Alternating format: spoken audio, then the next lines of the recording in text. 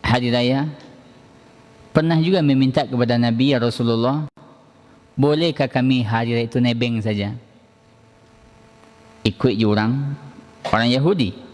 Kata Nabi, lah, jangan sesuatu jurang. Kata sahabat, dengan Nasara, tidak juga. Lalu kata Nabi, inna likulli qaumin id. Setiap kaum ini Bapak Ibu punya hari raya. Wa iduna, dan hari raya kita adalah Idul Fitri dan Idul Adha. Dan itulah hari raya. Makanya setiap perayaan yang maknanya sama dengan hari raya tidak boleh kita peringati. Dalam bahasa kita Bapak Ibu tidak disebut hari raya, tapi dalam bahasa Arab itulah hari raya. Mulai dari Idul Milad, perayaan kelahiran, ada perayaan kematian, ada Idul perayaan hari ibu, ada Idul Zawad, perayaan hari pernikahan, ada Idul Hub, perayaan hari kasih sayang, dan seterusnya. Maka perayaan-perayaan seperti ini tidak layak diikuti oleh orang Islam. Ada Idul Ra'si Sanah, perayaan tahun baru. Ini semua Bapak Ibu tidak hari raya kita. Makanya tidak boleh orang ikut, tidak boleh orang merayakan. Kenapa? Dia bukanlah punya umat Islam. Tidak boleh ikut-ikutan tahun baru, hari kasih sayang, hari ibu, apalagi ulang tahun. Kenapa? Dia bukan bagian dari Islam. Ada yang bertanya, mengatakan itu kan muamalah. Muamalah dari mana? Al-Id itu kategorinya ibadah. Makanya kalau kita Ibu, Al-Id kan ada dalam kitab-kitab fikih. Kalau kita buka bab puasa, di situ ada babul tandunya adalah ibadah. Lalu orang buat yang semisalnya, berarti dia masuk kategori situ. Makanya Al-Id itu ada aturannya. Kapan dimulai, kapan berakhir, haram berpuasa, solatnya begini, ada khutbahnya, itu kan aturan Al-Id. Supaya tidak ada orang dengan gampang mengatakan, oh itu kan bab muamalat. Kalau makan-makan saja dia muamalat. Kalau sudah ada muatan sesuatu, itu tidak muamalat lagi. Padahal dulu doa-doa situ. Itulah dulu lagunya. Supaya kita pahami bahwa dia bahagian dari bentuk apa?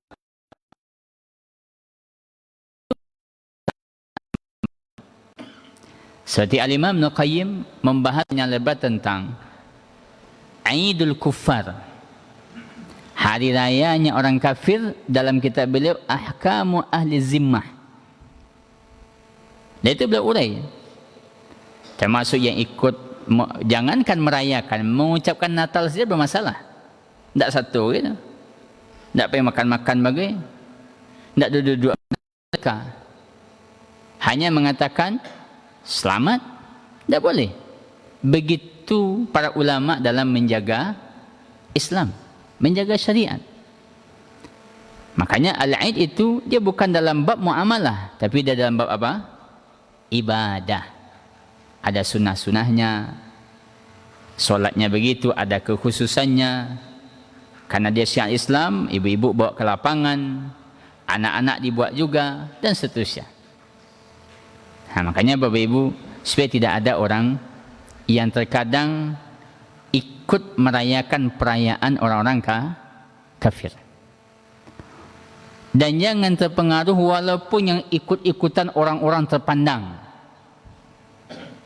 Orang-orang, jangan ditanya Bapak Ibu. Ada pula yang mereka sampai mengganti istilah. Kalau happy birthday, tukar.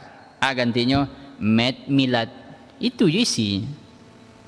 Selamat hari kelahir. Tukar. Kalau happy birthday itu jalih mana? Bahasa Inggeris. Ini ganti bahasa Arab. Tapi gabung. Bahasa Indonesia, bahasa Arab. Mad Milad. Walaupun tetap Bapak Ibu, orang yang melakukan itu tidak boleh juga kita katakan kafir. Ini ada juga orang lupa Bapak Ibu, happy birthday sama dengan selamat murtad. Itulah terlongsong dulu. Tidak pula orang yang merayakan ulang tahun kita katakan murtad. Karena dia tidak tahu. Tidak ada pula sampai selamat murtad, tidak boleh umat itu wana. Tetapi tidak boleh. Cuma mungkin karena terlalu menggas, ujung-ujungnya tiarap. Lama-lama dia bikin namanya mad milad. Kan aneh orang. Dari yang sekeras-kerasnya sampai kepada yang tidak begitu Bapak Ibu. Bahwa Al-Id memang tidak boleh dalam Islam kecuali hanya Idul Fitri dan Idul Adha. Dan di sisi lain ternyata Bapak Ibu banyak hikmah. Kalaulah perayaan-perayaan seperti itu menjadi syariat, baban kita. Kan dulu pernah kita ulas. Ulang tahun saja bapak atau mau habis pergi 20 juta. Anaknya 5, telung cucu dia tu. Anak 5, suami isteri 7. Bisa kita ulang tahun biayanya 50,000? 500,000 lewat. Mungkin minimal 1 juta atau 2 juta. Kalau 2 juta kali 7, sampai beli juta, itu untuk ulang tahun saja baru. Itu baru acara kecil-kecilan.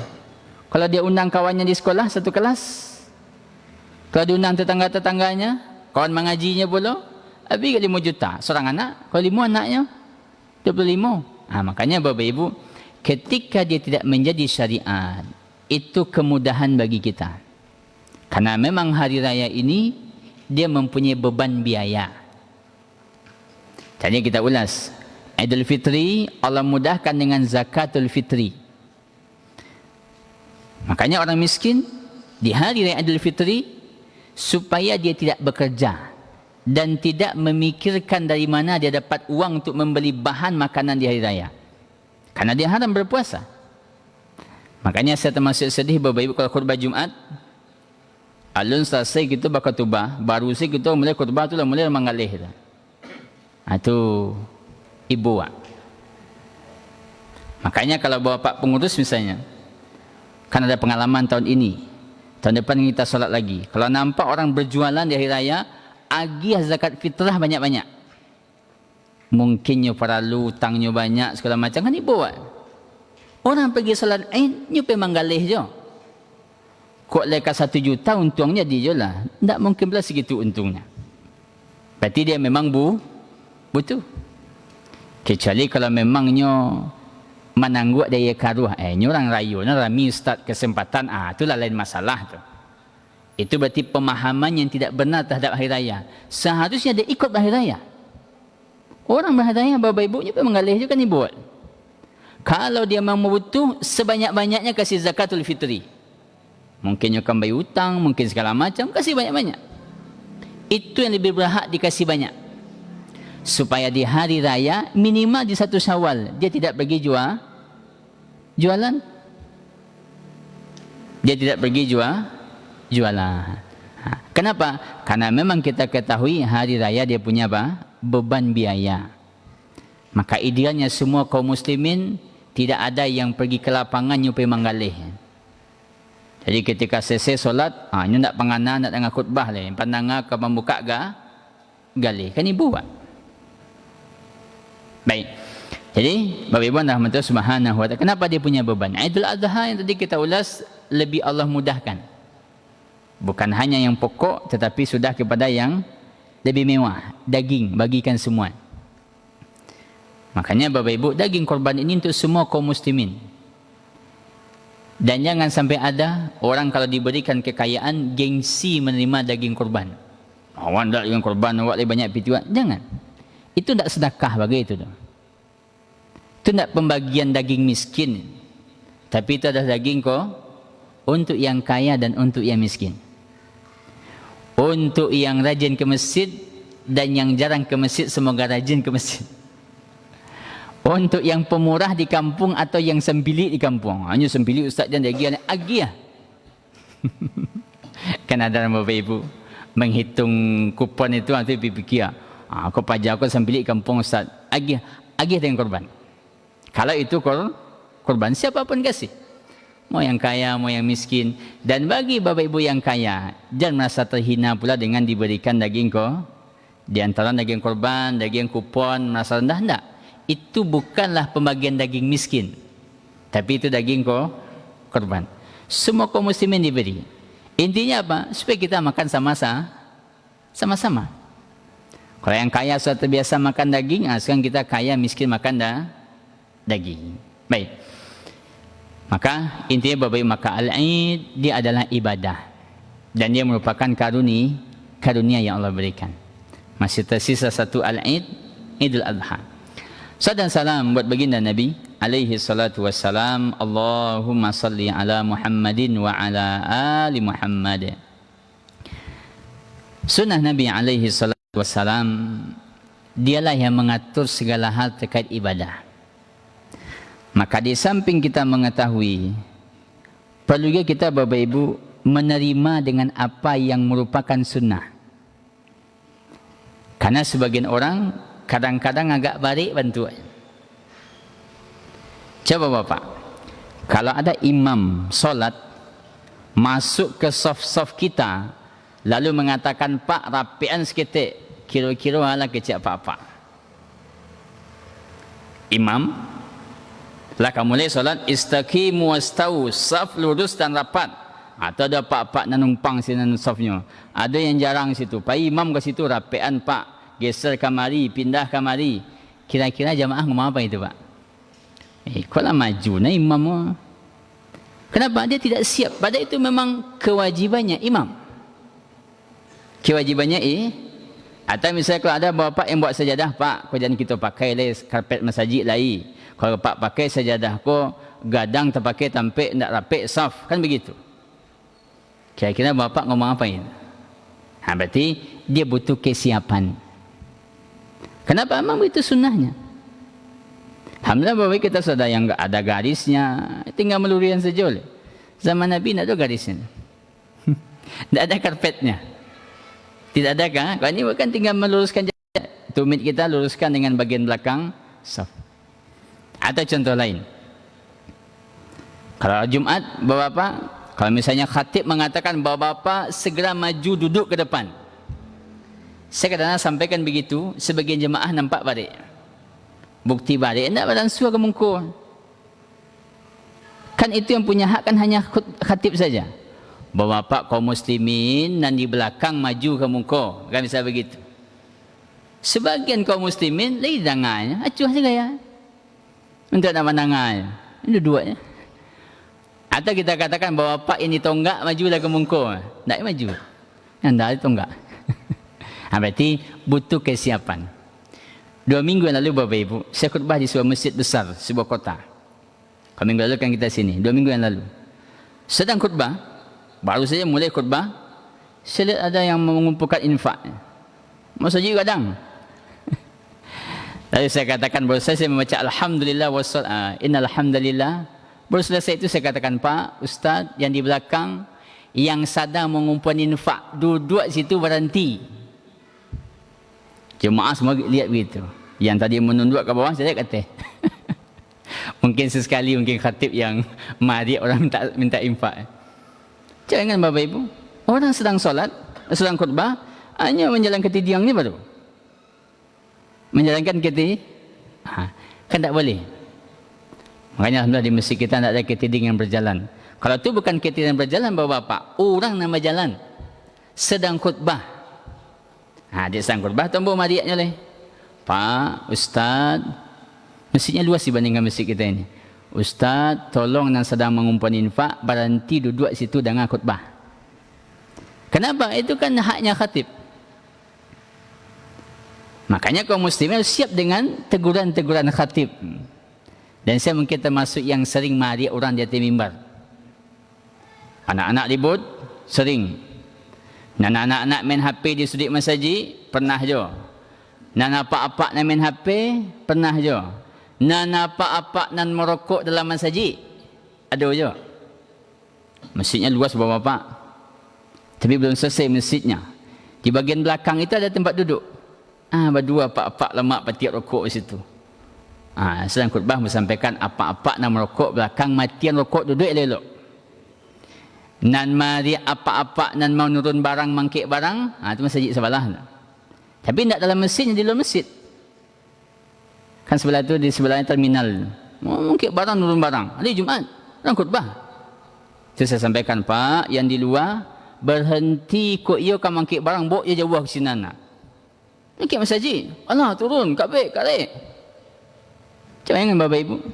Dan itu hanya haknya siapa? Khatib. Tak boleh yang lain. Makanya kata Nabi SAW, wa iza qulta li sahibika wal khatib yakhtub, dalam makna hadis. Dan apabila engkau katakan pada saudaramu dan khatib sambil berkhutbah, insit, anyanglah, diamlah, majulah, geserlah, maju ke muka, insit ke belakang, maju ke muka, faqad laghauta. Dia sudah bermain-main di dalam salat itu haknya, tidak ada hak yang lain kecuali hanya berarti kalau khatibnya nak mencaliak tu perlu belajar. Perlu belajar. Dia ada khatib ni, Bapak Ibu, saya mohon maaf, belum layak naik mimbar. Ini khutbah membaca saja. Itu nak khatib nama. Itu membaca konsep. Alhamdulillah wassalam. Dia kan betul diketahui semuanya.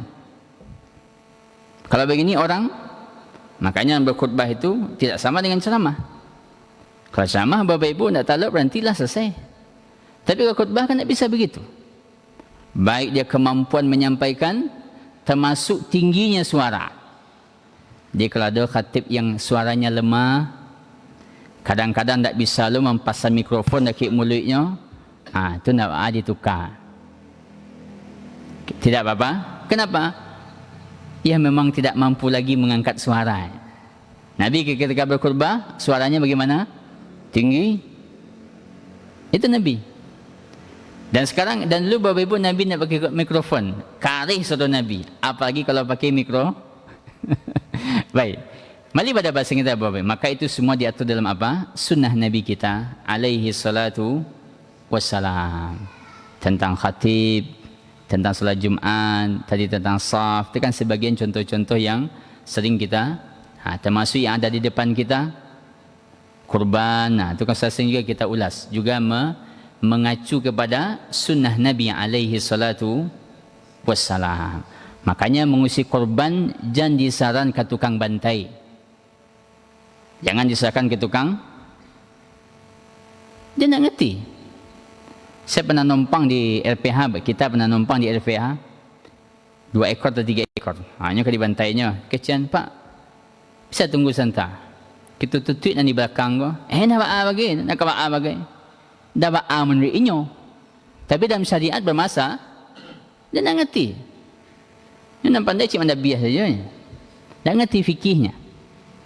Makanya bagi panitia, belajar, kemudian ketahui bagaimana aturan fikihnya, sunnahnya, kemudian jangan diserahkan kepada orang yang tidak punya ilmunya mencancan dagiang, dia cancan dagiang.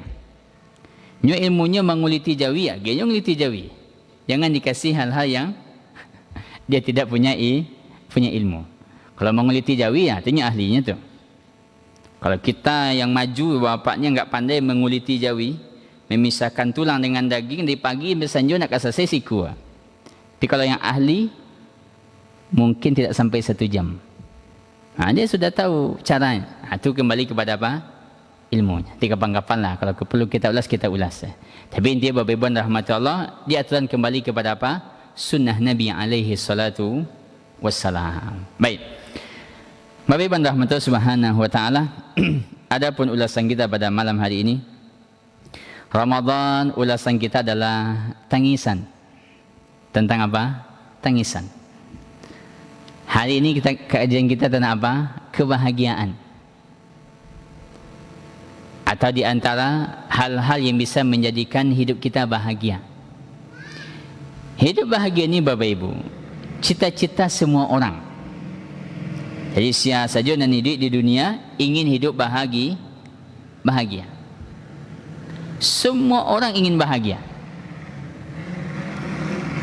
Laki-laki, perempuan, yang muda sampai yang tua, pengen semuanya bahagia. Tetapi Bapak Ibu, dalam menuju kebahagiaan, ada orang yang tahu caranya. Dia tempuh jalan, batu jalannya tempuh.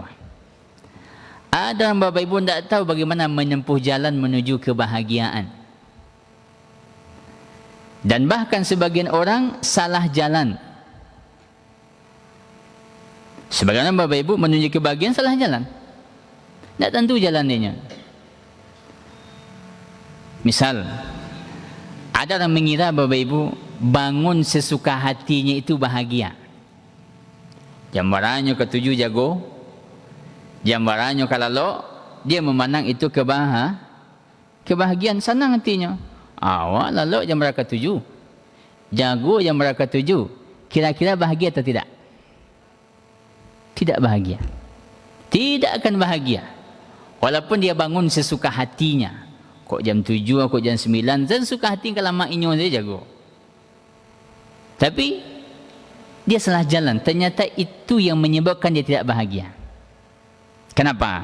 Kan ada hadis Nabi Bapak Ibu, kata Nabi, ya'kidu syaitan ala qafiyati ahadikum. Syaitan mengikatkan 3 ikatan di kepala kita ini di malam hari. Lalu kata syaitan, lalu panjanglah.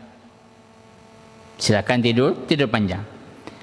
Lalu kata Nabi, kalau dia bangun dan dia membaca zikir bangun tidur, hilang 1 ikatan. Kalau dia berwudu, 2 ikatan hilang.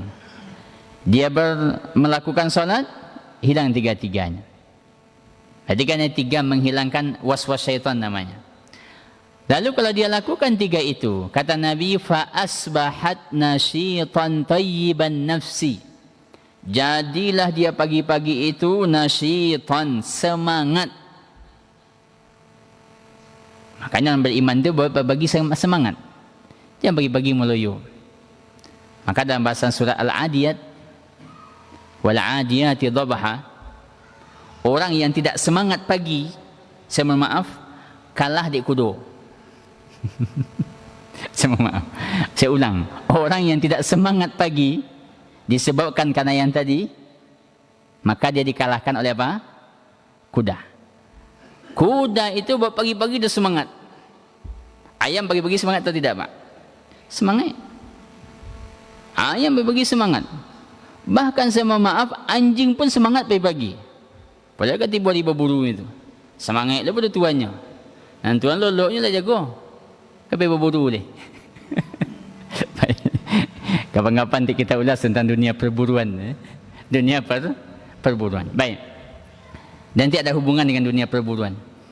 Jadi Bapak Ibu rahmatullah, orang ketika pagi-pagi sudah meloyo, udah kayak mau pingsan, apa segala macam, berarti mungkin ada hal-hal yang dilupakan. Orang sakit tentu lain masalah. Ini sakit, ini segala macam, ini beda. Orang normal.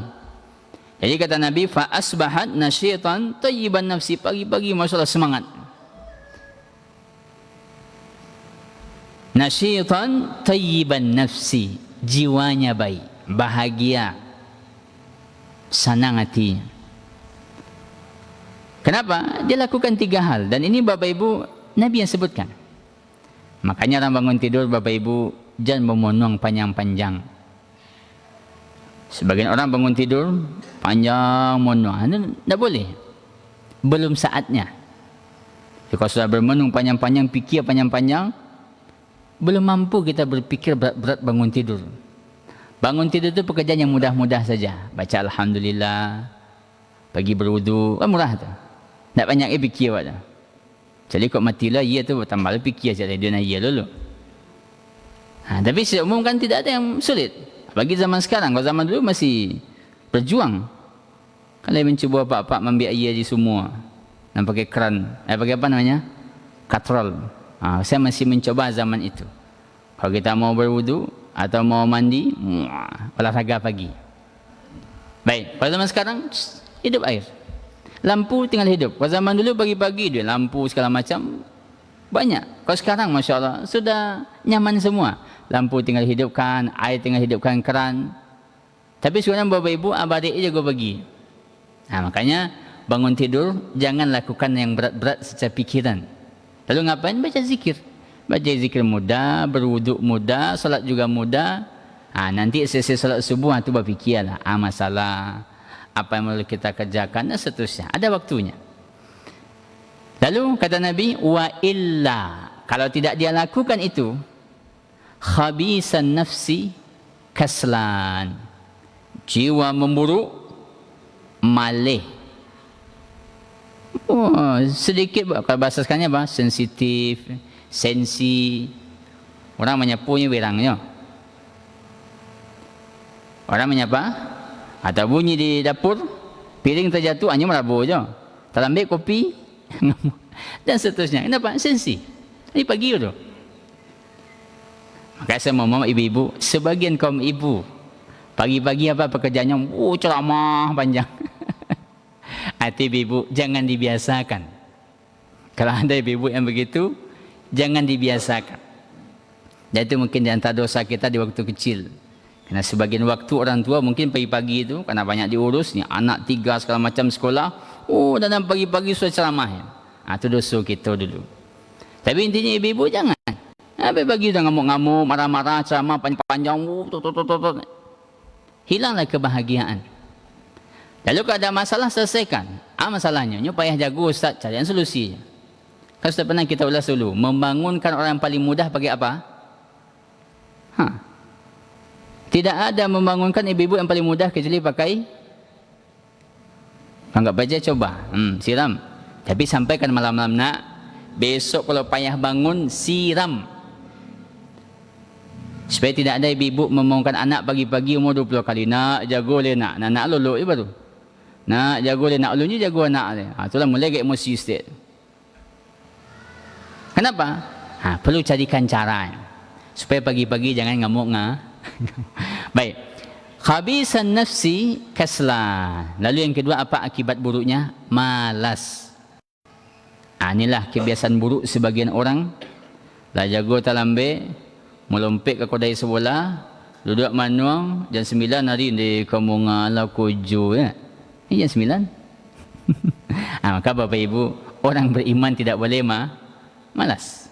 Makanya kan ada doa Nabi SAW, Allahumma inni a'udzubika minal hammi wal hazan wa a'udzubika minal ajzi wal kasal. Al-ajz, lemah, itu memang ada sumber kelemahannya. Mungkin dia sakit, mungkin sudah tua, itu ajz namanya. Tapi kalau kaslan wal kasal, tanago lai tapi malih, badan sehat malih, itu namanya kasal. Dan kasal jauh lebih buruk dibandingkan ajz. Kalau lemah itu mungkin dia sudah sakit, lemah. Mungkin dia sudah tua, lemah. Tapi kalau kaslan, badan kuat, tagok, tetapi keinginan yang lemah. Itu namanya apa? Kasal. Dan itu yang diajarkan kita oleh Nabi, berlindung dari apa? Malas. Baik. Balik pada bahasan kita, maka Bapak Ibu, orang yang mengira bangun sesuka hatinya bahagia, ternyata tidak Kenapa? Salah jalan. Ada yang mengira Bapak Ibu, bahawa dengan kemewahan, dia bisa bahagia. Ternyata juga tidak. Ada yang mengira dengan makanan lezat bahagia, juga tidak. Makanya kebahagiaan itu Bapak Ibu, jangan apa yang kita lihat, tetapi dia kembali kepada apa yang kita rasakan. Kalau apa yang kita lihat, maka orang yang paling bahagia di hidup di dunia ini adalah pemain sirkus, pelawak. Itu nang bahagia dia. Ini golak sekojo. Tapi ternyata tidak. Atau apa namanya yang di jalan-jalan itu, badut-badut. Kan wajahnya wajah bahagia terus. Kalau yang kita lihat, Masya Allah, sudah azan Isya, rasanya kita belum mengaji. Dan hari ini Bapak Ibu, waktu memang cepat. Waktu memang cepat. Dan itu tanda-tanda hari kiamat. Tapi kabilo datang hari kiamat, wallahu ta'ala a'lam wa a'lam. Asal dibaca oleh imam kita tadi ketika salat maghrib.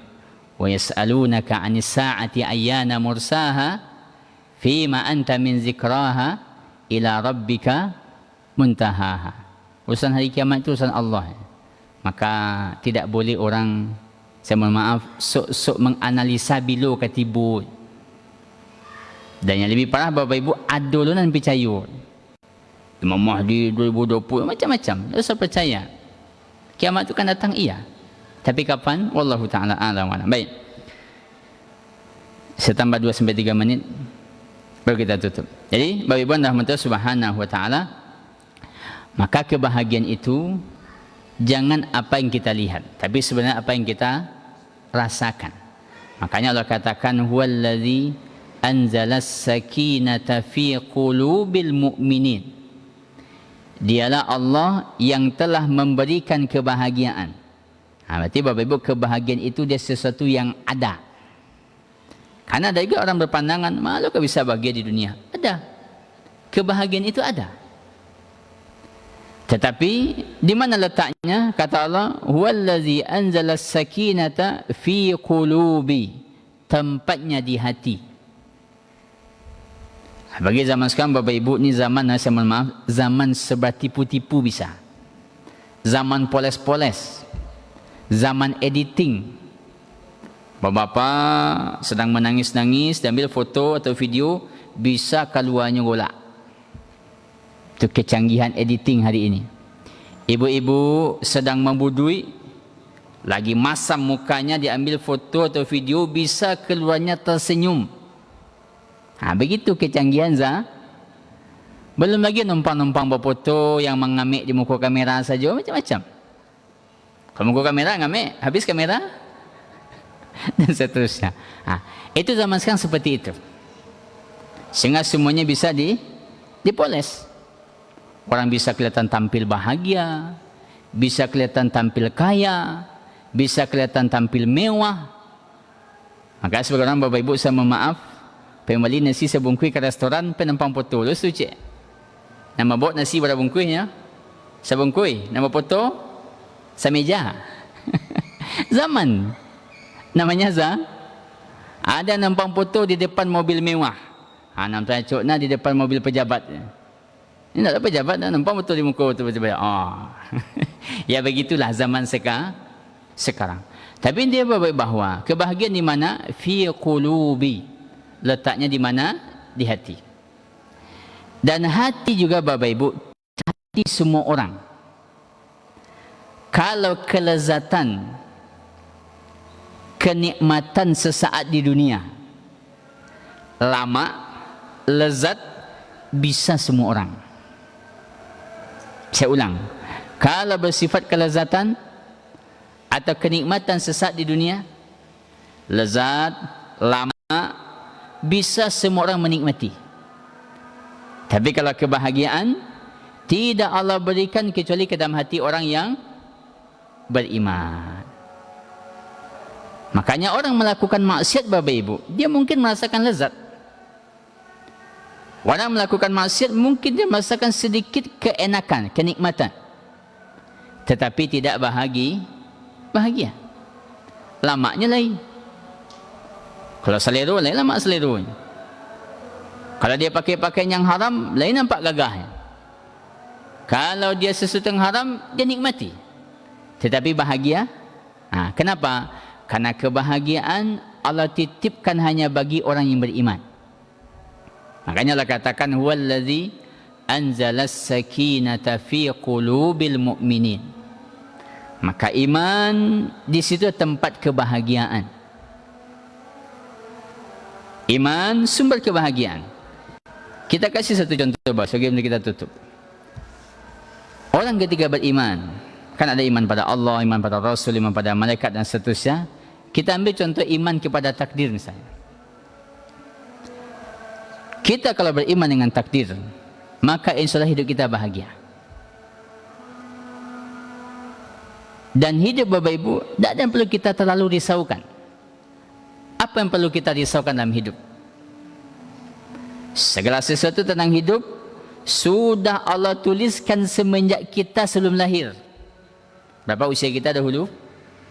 120 hari. Lah ditulis di malaikat. Allah perintahkan malaikat tulis, namanya malaikat rahim, tentang ajalnya, baik kita ataupun siapapun keluarga kita. tentang rezekinya, tentang amal, dan tentang bahagia atau sengsara. Ada takdir. Sehingga orang beriman dengan takdir, tidak ada yang perlu dirisaukan dalam hidup. Kalaulah diuji dengan sakit, itulah takdirnya, dia sabar.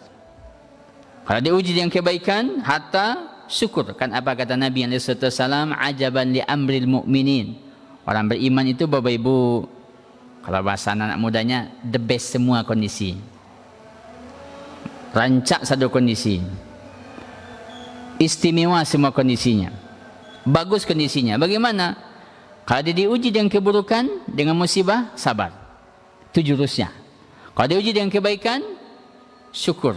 Itu jurusnya. Makanya Bapak Ibu, orang beriman dengan takdir menjalani hidup. Dan apapun yang terjadi dalam hidupnya, dia beriman dengan mungkin musibah, mungkin kematian, mungkin kemiskinan, mungkin segala macam dari apa yang dia lewati dari hidup. Kenapa? Dia yakin semua yang ada Allah yang takdirkan. Kata Allah Subhanahu wa taala, inna kulla syai'in khalaqnahu biqadar. Segala sesuatu Allah yang takdirkan. Bapak, ibu-ibu duduk hari ini, sebagian sudah ada usia 60, ada 65, ada 70, ada mungkin yang lewat. Allah yang takdirkan. Allah yang takdirkan. Allah masih berikan kita rezeki umur. Bapak, ibu-ibu yang duduk, alhamdulillah sehat, masih bisa berjalan ke masjid, masih bisa solat, Allah yang takdirkan. Lalu kalau ada siapapun keluarga kita yang sakit, atau siapapun dari dunia kita yang sakit, juga merupakan takdir. Saat ini Bapak Ibu sedang bolak-balik rumah sakit. Karena ayah sedang dirawat di rumah sakit Yarsi sudah hampir seminggu. Itu takdir. Di usia 68 lebih kurang. 69. Tapi dia Bapak Ibu rahmati Allah, bahwa apapun yang terjadi semua dengan apa? Takdir Allah takdirkan. Maka iman dengan takdir sumber apa? Sumber kebahagiaan. Baik. Kita cukupkan Bapak Ibu rahmati Allah Subhanahu wa taala, dan semoga bermanfaat. Bapak Ibu bantu dengan doa. Semoga cepat sehat. Sudah dulu kan pernah saya ulas juga dalam kajian kita Ramadan. Sebelum Ramadan pasang ring jantung, sekarang agak drop kondisinya, tapi sekarang sudah kembali kuat. Mudah-mudahan besok atau lusa sudah bisa pulang. Sudah bisa pulang. Baik, kita cukupkan Bapak Ibu rahmatullahi subhanahu wa taala. Kita tutup dengan doa kafaratul majlis. Subhanakallahumma bihamdik, asyhadu an la ilaha illa anta, wa astaghfiruka wa atubu ilaik. Wassalamualaikum warahmatullahi wabarakatuh.